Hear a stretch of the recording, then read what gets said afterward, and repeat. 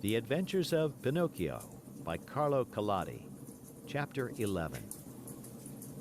Pinocchio, spurred on by the hope of finding his father and of being in time to save him, swam all night long.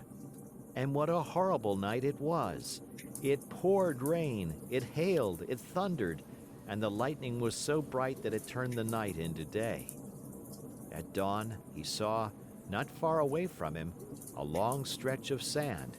It was an island in the middle of the sea. Pinocchio tried his best to get there, but he couldn't.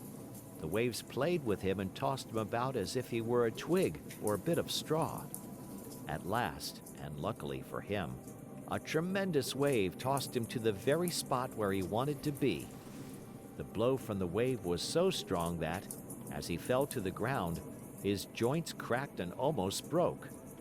But, nothing daunted, he jumped to his feet and cried, "Once more I have escaped with my life!" Little by little the sky cleared. The sun came out in full splendor, and the sea became as calm as a lake. Then the Marionette took off his clothes and laid them on the sand to dry. He looked over the waters to see whether he might catch sight of a boat with a little man in it. He searched and he searched, but he saw nothing except sea and sky, and far away a few sails, so small that they might have been birds. "If only I knew the name of this island," he said to himself. "If I even knew what kind of people I would find here. But whom shall I ask? There is no one here." The idea of finding himself in so lonesome a spot made him so sad that he was about to cry, but just then he saw a big fish swimming nearby, with his head far out of the water.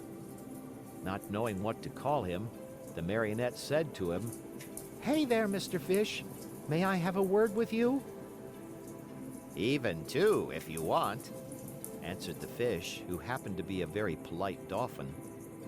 "Will you please tell me if, on this island, there are places where one may eat without necessarily being eaten?" "Surely there are," answered the Dolphin. "In fact, you'll find one not far from this spot." "And how shall I get there?" "Take that path on your left and follow your nose. You can't go wrong." "Tell me another thing. You who travel day and night through the sea, did you not perhaps meet a little boat with my father in it?" "And who is your father?" "He is the best father in the world, even as I am the worst son that can be found."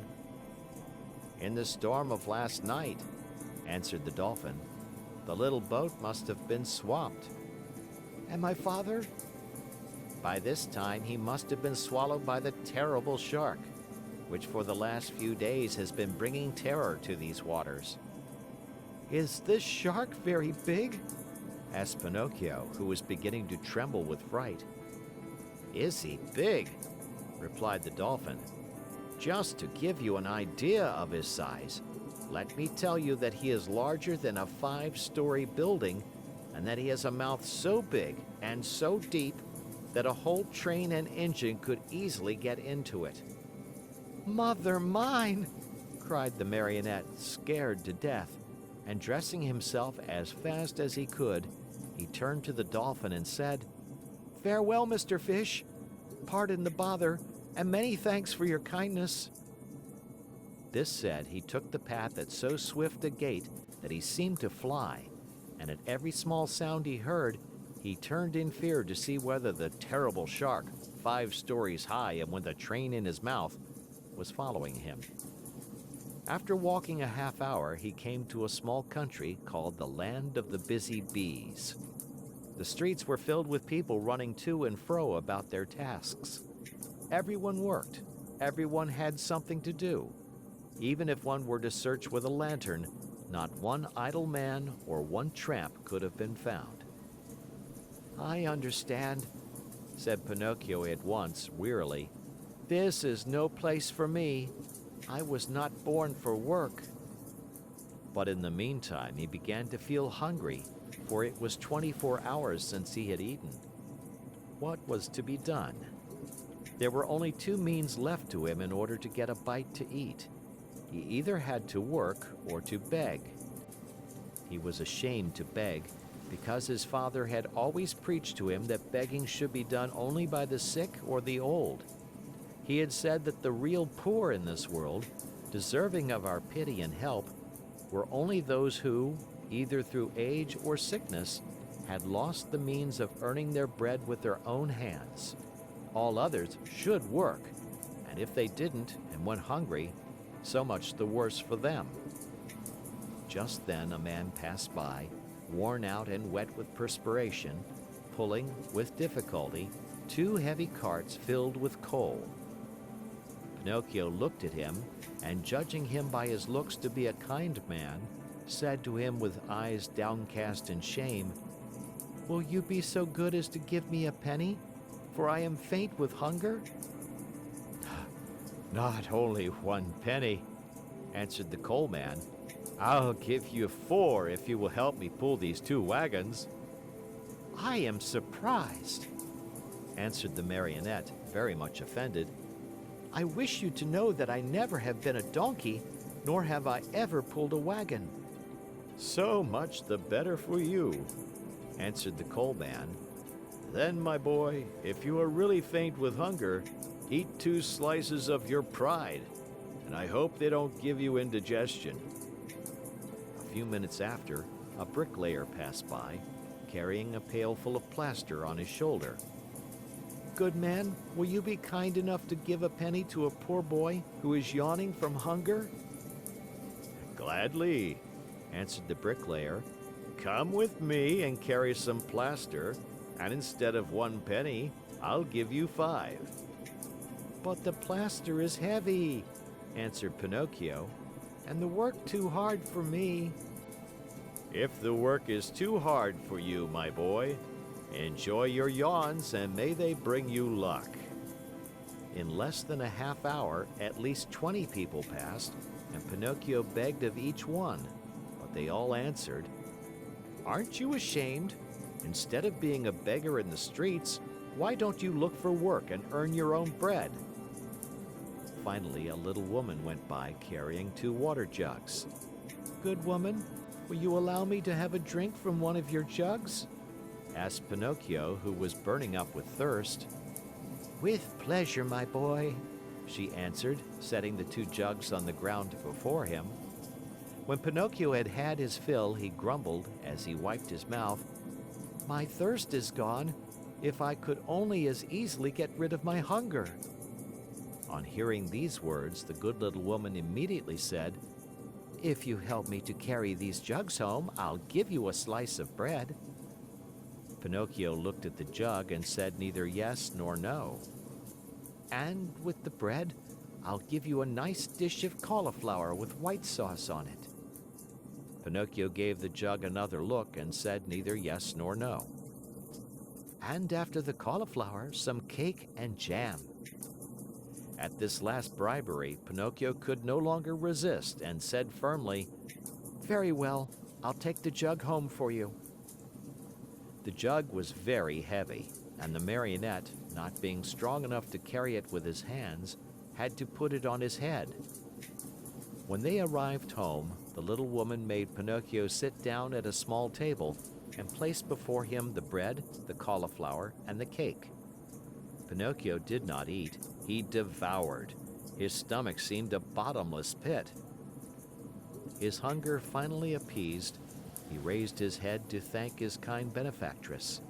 But he had not looked at her long when he gave a cry of surprise and sat there with his eyes wide open, his fork in the air, and his mouth filled with bread and cauliflower. "Why all this surprise?" asked the good woman, laughing. "Because," answered Pinocchio, stammering and stuttering, "because you look like, you remind me of, yes, the same voice, the same eyes, the same hair. Yes, you also have the same azure hair she had. Oh, my little fairy, my little fairy. Tell me that it is you. Don't make me cry any longer. If you only knew, I have cried so much, I have suffered so." And Pinocchio threw himself on the floor and clasped the knees of the mysterious little woman. If Pinocchio cried much longer, the little woman thought he would melt away, so she finally admitted that she was the little fairy with azure hair.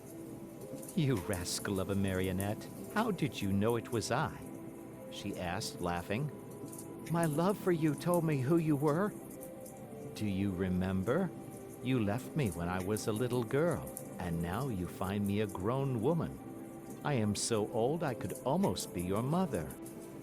"I am very glad of that, for then I can call you mother instead of sister. For a long time I have wanted a mother, just like other boys. But how did you grow so quickly?" "That's a secret." "Tell it to me. I also want to grow a little. Look at me. I have never grown higher than a penny's worth of cheese." "But you can't grow," answered the fairy. "Why not?" "Because marionettes never grow. They are born marionettes, they live marionettes, and they die marionettes." "Oh, I'm tired of always being a marionette," cried Pinocchio disgustedly. "It's about time for me to grow into a man as everyone else does." "And you will if you deserve it." "Really? What can I do to deserve it?" "It's a very simple matter. Try to act like a well-behaved child." "Don't you think I do?" "Far from it. Good boys are obedient, and you, on the contrary, and I never obey. Good boys love study and work, but you, and I, on the contrary, am a lazy fellow and a tramp all year round. Good boys always tell the truth, and I always tell lies. Good boys go gladly to school, and I get sick if I go to school. From now on, I'll be different. Do you promise?" "I promise. I want to become a good boy and be a comfort to my father. Where is my poor father now?" "I do not know." "Will I ever be lucky enough to find him and embrace him once more?" "I think so. Indeed, I am sure of it." At this answer, Pinocchio's happiness was very great. He grasped the fairy's hands and kissed them so hard that it looked as if he had lost his head. Then, lifting his face, he looked at her lovingly and asked, "Tell me, little mother, it isn't true that you are dead, is it?" "It doesn't seem so," answered the fairy, smiling. "If you only knew how I suffered and how I wept when I read, 'Here lies—'" "I know it, and for that I have forgiven you. The depth of your sorrow made me see that you have a kind heart. There is always hope for boys with hearts such as yours, though they may often be mischievous. This is the reason why I have come so far to look for you. From now on, I'll be your own little mother." "Oh, how lovely!" cried Pinocchio, jumping with joy. "You will obey me always and do as I wish?" "Gladly, very gladly, more than gladly." "Beginning tomorrow," said the fairy, "you'll go to school every day." Pinocchio's face fell a little. "Then you will choose the trade you like best." Pinocchio became more serious. "What are you mumbling to yourself?" asked the fairy. "I was just saying," whined the marionette in a whisper, "that it seems too late for me to go to school now." "No, indeed. Remember, it is never too late to learn." "But I don't want either trade or profession." "Why?" "Because work wearies me." "My dear boy," said the fairy, "people who speak as you do usually end their days either in a prison or in a hospital. A man, remember, whether rich or poor, should do something in this world. No one can find happiness without work. Woe betide the lazy fellow. Laziness is a serious illness, and one must cure it immediately. Yes, even from early childhood. If not, it will kill you in the end." These words touched Pinocchio's heart. He lifted his eyes to his fairy and said seriously, "I'll work. I'll study. I'll do all you tell me."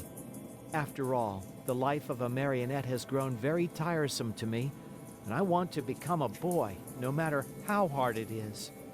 You promise that, do you not? Yes, I promise. And now it is up to you. End of chapter.